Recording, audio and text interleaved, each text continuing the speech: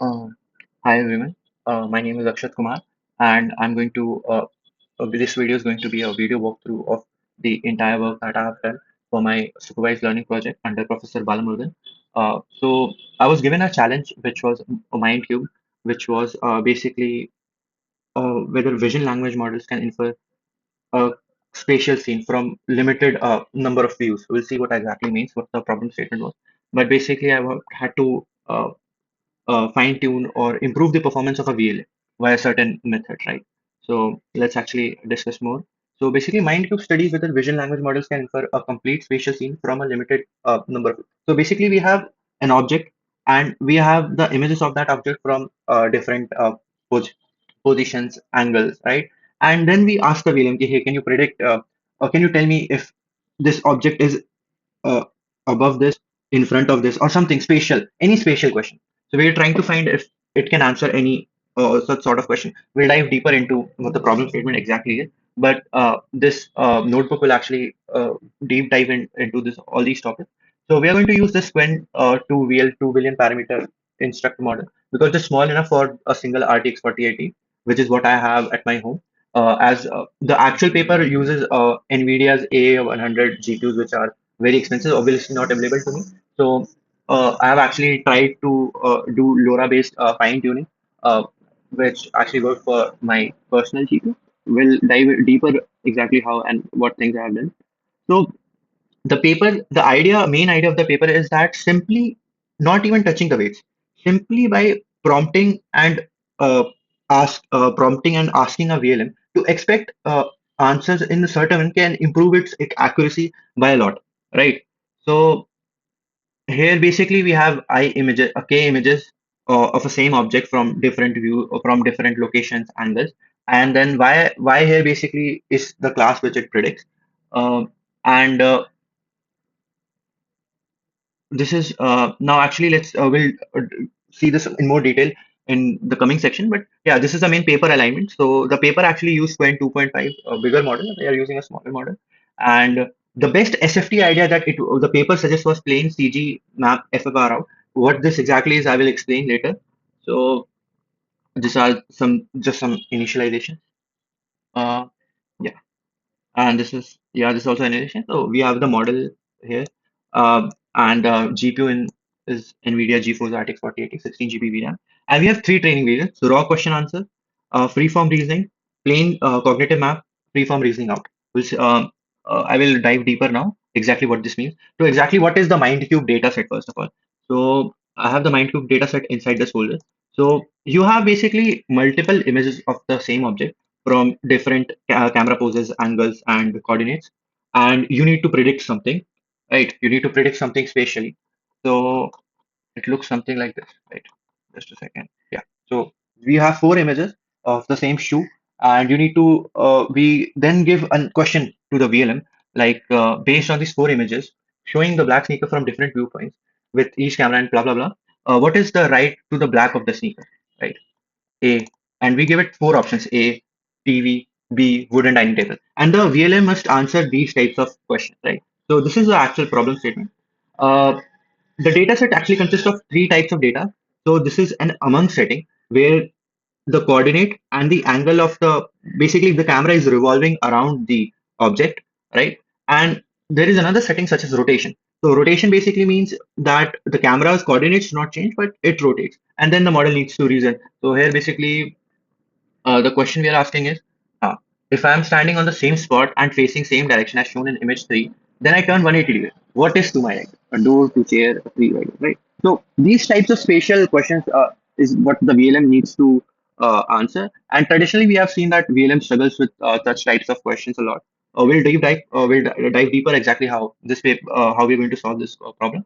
So just simply exploration of the data set. So we have among about 600 training examples of among 200 of rotation, 250 of around. So around is basically you move the camera around the object and take partial images of the object, like you cut some portions of the uh, object, right, and then ask it question. So that's it. And right now the paper actually introduces something called as a cognitive map and free from reason. So free from reasoning is simply the a simple reason. So instead of just asking the model key where what is to the right of the sneaker, you also ask the model to generate a reason. Key, why do you think that the sneaker is to the right of anything, right?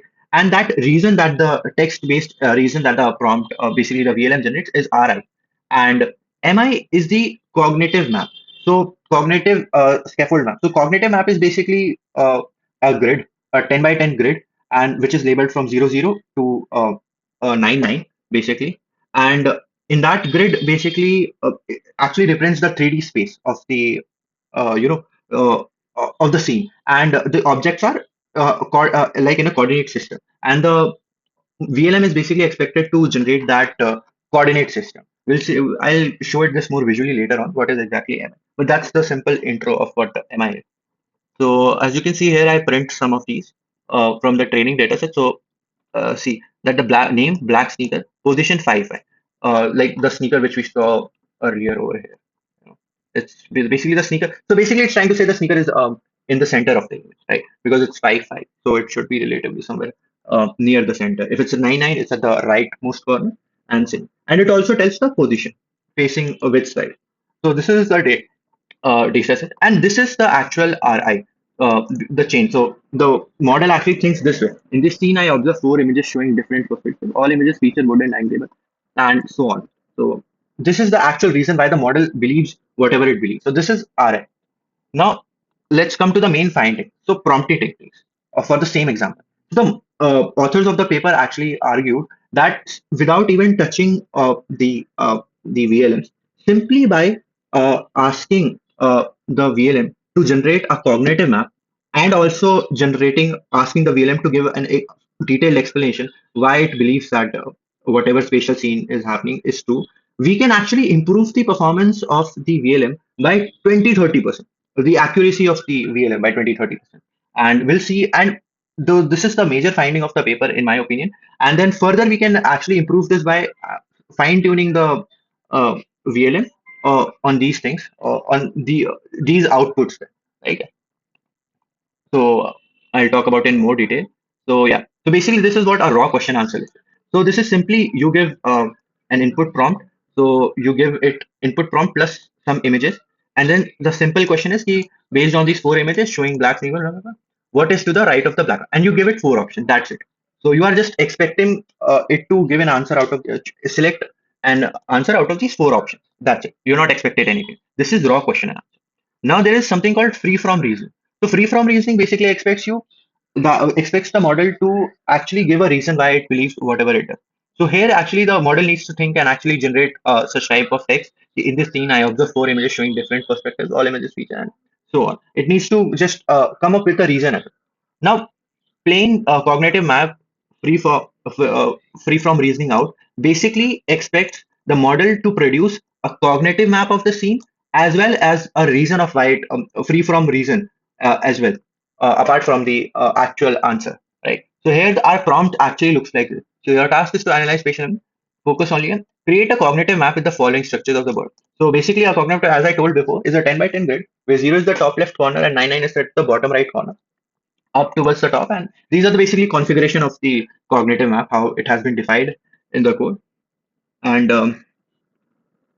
this is the actual expected output from the VLM. So VLM must answer like the black sneaker is at the position 5 5 facing left, light purple sofa it's position 5 8 facing down, right? So it also basically needs to tell actual direction. So it basically needs to tell the location as well as the direction of the entire scene, right?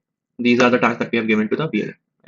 So yeah, so basically this is the whole pipeline. So we have raw MindCube data, which is in the JSON format, in which we have some scaffold, cognitive map plus reasoning. So this data is given to us. The MindCube data, let me just show you guys. It looks like this.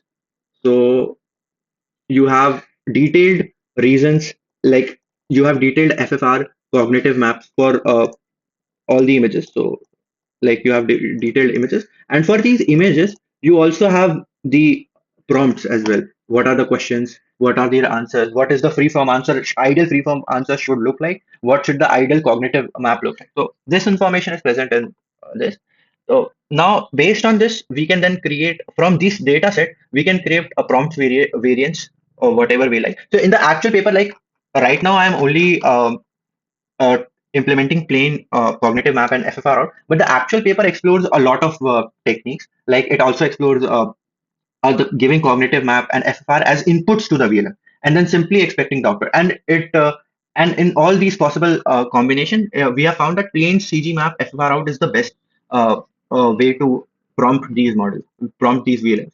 So that is why I have only implemented that for the sake of the competition, right? So finally, these prompt variants are selected. Then we fine tune this LoRa-based fine tune, and there is a GRPO style reward refinement. So we do some reinforcement learning to further improve the model. We show how I'm doing that, and then finally evaluation, right? So this whole entire repo was actually a starting repo, which was already given by the people who set this challenge, and so they already had created these functions which can uh, basically take the raw MindCube dataset and then convert it into any form of dataset that maybe CG map, FFR out is expecting or anything like that. Right? So just to give you guys an example, like convert prompts to SFT format. This is coming for SRC training data format. So I can actually show you guys training data format. Right. So yeah. So this is the actual function that they have given to me. So basically, it takes the normal data set and it converts its prompts to in the SFT format, like the way the VLM or the researchers have expect the VLM to be fed in, right, the data in the format that the now just a second. Yeah. Now coming back. So now actually let's go over the supervised fine level tuning, how it actually works. So basically, this section explains how supervised fine tuning teaches Qwen2 VLM to produce desired MindCube output. For each example, like the target output is Zi, and where Mi is the cognitive map, Ri is the reasoning, and Y is the final answer like A, B, C, D, whatever. The loss is token level, negative log likelihood. The model is penalized when it gives like low probability and to the correct next token. Right? That's the logic of it. It's basically using negative log loss. The graded updates moves the parameter in the direction of that reduces basically this loss. Since full fine tuning is heavy, I've used actually LoRa, where the original weight, uh, so where the original weight W naught is basically frozen, and we only update low rank delta W uh, and BA is string, right? This is why the workflow is feasible on my RTX 4080. Otherwise, it would have been not possible. And coming to some pilot configuration, right? So these are the configurations that I've selected for the SFT. Just printing them over here. So these are the three training variants which we have checked: raw QNA, FFR, and if we've trained to 38 box, and LoRa rank is 16, and LoRa alpha is basically 32. Um, Now let's actually discuss this cell. These two functions are actually important. So this cell basically prepares the actual data used for local SFT run, right? So this function create tiny prompt subset, selects basically a limited number of example from MindCube prompt file, and then basically it's converting it to the subset of Qwen conversation format.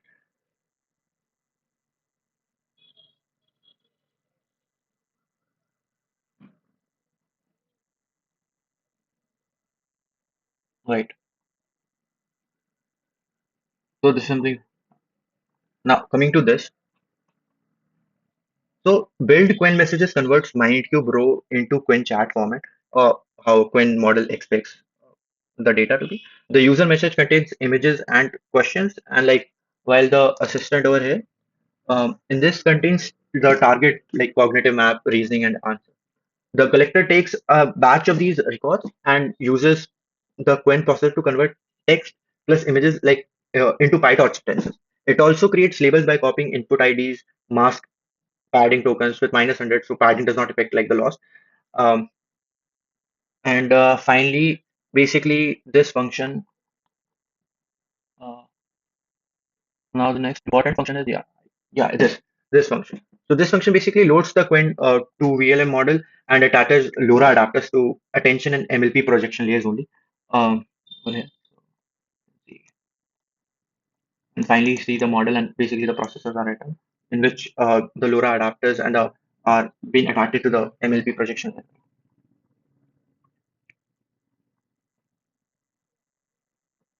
Now, this is the actual LoRa SFT run. It is first checks basically if run actual SFT is set to true or false. It's just a variable basically. Um, Over here, this needs to be true, only then it will run. I've kept it this way so that accidentally we don't trigger a heavy GPU job. So if, now what it does is basically it loads the Qwen SFT JSON. Then this creates a Hugging Face dataset, loads the Qwen2-VL LoRa model, and builds the data collector. Training arguments define like all the over here, all the exact epochs, batch size, gradient estimation, learning rate, and so on, everything. And this trainer, this is actually the forward pass over here. This does the forward pass, loss calculation, back propagation, and LoRa weights update. Finally, over here, it saves only the LoRa adapter and processor, not a full copy of the base model, right? So the output of the SFT is a lower LoRa adapter directory. The base Qwen 2VL weight remains unchanged as W0. The trainer adapter shows the low rank A and B matrix. At inference time, we reload the base model and attach the adapter. This makes it easy to compare frozen baseline, answer only SFT, reasoning SFT, map then reason SFT, right? So basically, W0 always remains frozen. And now I actually come to the important stuff, which is this GRPO style reinforcement learning. So, all right. Yeah. So let's come to this section now. So GRPO basically means group relative policy optimization style reinforcement learning code. So basically what we do is SFT taught the model basically the format of uh, the scene. Group relative policy like GRPO teaches the model which kind of generated answer is basically better. Like so for how it does that is for each prompt xi. For one question, the model does not generate only one answer, it generates basically G answer, right? And each completion then gets a reward based on the answer correctness reasoning format basically over here. So if the answer is correct, then a higher score will be given. And we attach these weights lambda a lambda f. Basically these are the weights uh, to these scores, right? So grpo is basically compares completion inside the same group using normalized advantage aij as mentioned over here. The clipped object increases probability of high advantage completion while avoiding unstable updates. Now over here, yeah, this KL term like keeps the RL plus C close to the reference SFT model. I'll explain in a bit more detail exactly how this RL is happening down the code. Right? So this is just the configurations that I have defined for the GRPO. You can have a look. Now this function simply extracts the word like A, B, C, D that was outputted by the VM. Right? Now, actually, let's come to the important stuff, which is the reinforce reward function. Uh, Right. Yeah. So this is the important function. So this combines all components into one scalar reward. The largest weight is on the answer correctness, but valid response, but valid reasoning format, JSON, map overlap also contribute. So basically, this is actually the main function which scores it. So these weights are given over here. So as you can see, basically answer is 5, format is 1. These weights are actually these values are actually these values of lambda a. So lambda a is basically given 5 and the rest of them are giving lambda f is given 1 according. So basically if the answer is correct, then a higher weight is given, and if the answer is incorrect, then a lower weight is given, and so on. And finally, this R value is calculated. So in a sense, it basically gives if the model has predicted correctly, the CG map is also correct, then the reward function is going to be way higher, and similar vice versa, it penalizes if anything is not right. Right. So now we look at this part of the code. This is the next most important part. So basically, this cell contains two most important reinforcement learning mechanics: sampling and log probability computation. So this function, sampling policy completion, uses this model dot generate to produce fresh completions from Qwen to VLM. The prompt contains both images and text, so the Qwen processor build a multi-model batch basically. Here, then this is the next important function. This is basically we're calculating the log loss over here, log prob actually. Sorry. So this computes the average log probability of the generated completion token. Those log probabilities are needed for like the GRPO ratio rho, which is the new log prob minus old log prob, as we had seen earlier uh, in the text. Right. Now coming to this part of the code. So basically over here GRP needs two models, a trainable policy model and a frozen reference model. In an SFT adapter exists, both models start from that adapter, but the only the policy is trainable, right? The reference model stays frozen and it is used for the KL penalty. Now, this is the second important thing, grouped advantages, right? So this basically reshapes the words by prompt group, subtracts the group mean, divides by the group standard deviation. So like this is happening over here. And why we are doing this, basically, this means that each completion is judged like relative to the other completion for the same part. And we are not judging this like global, right? So that is why we are doing this group advantage, right?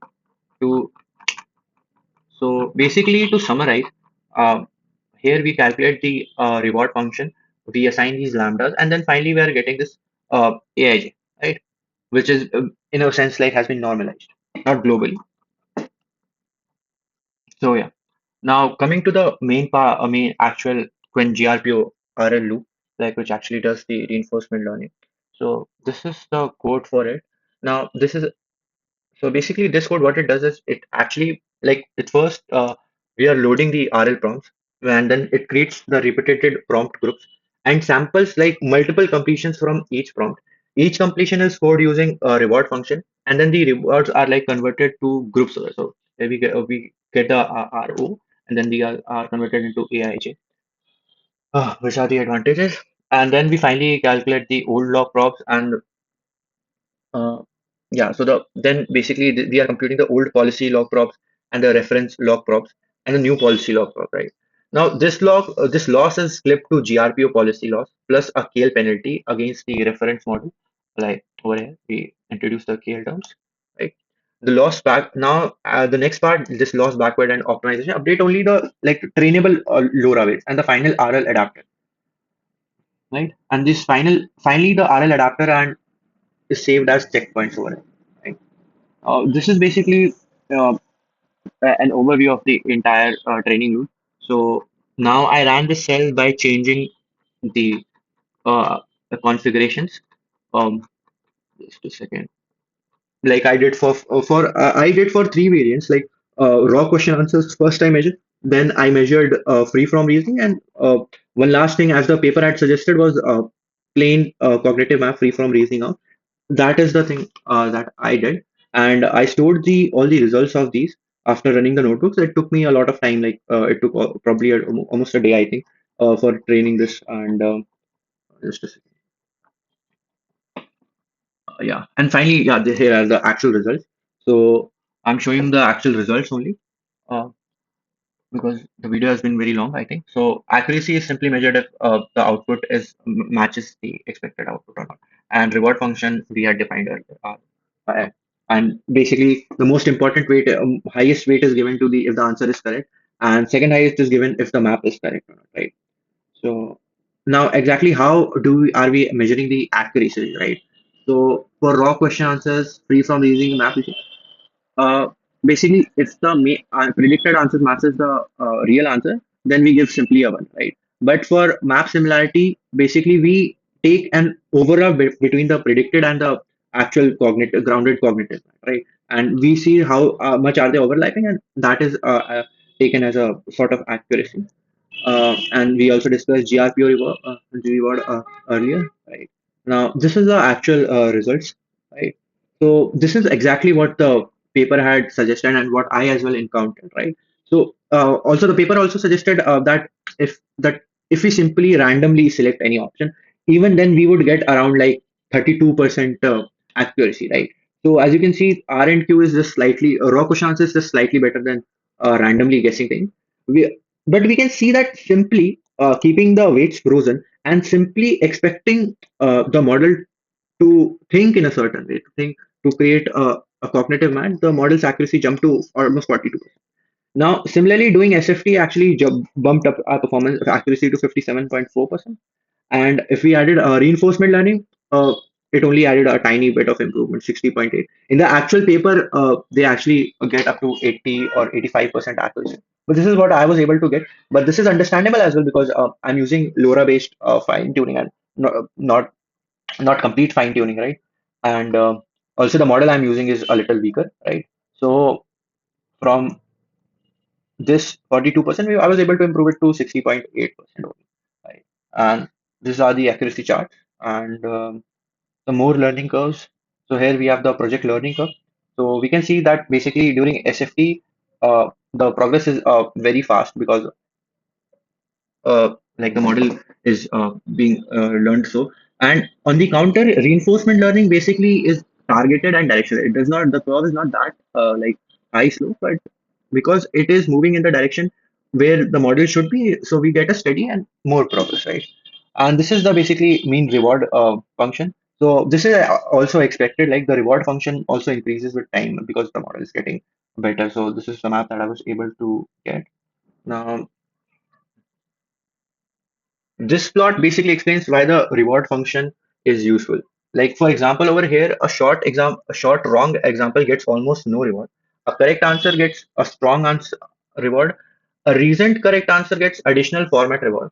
A mapped and reasoned answer gets full record, basically because it includes answer correctness and reasoning and everything else, right? This directly supports why GRPO should be pushed the model towards structured spatial reasoning. So yeah, so the final takeaway is that MindCube is not just about answering from images. The important idea is to make like model build an intermediate representation of the scene. Raw question answer relies on direct recognition and is very weak. Like SFT teaches that the map then reason behavior explicitly, and GRPU then refines this thing and improves the overall performance of the model. Now, uh, yeah, I think that's it from my side. I've actually gone in a lot of detail in this video because think that because I'm not actually presenting to sir, so at least I needed my video to be as detailed as possible. Thank you, everyone.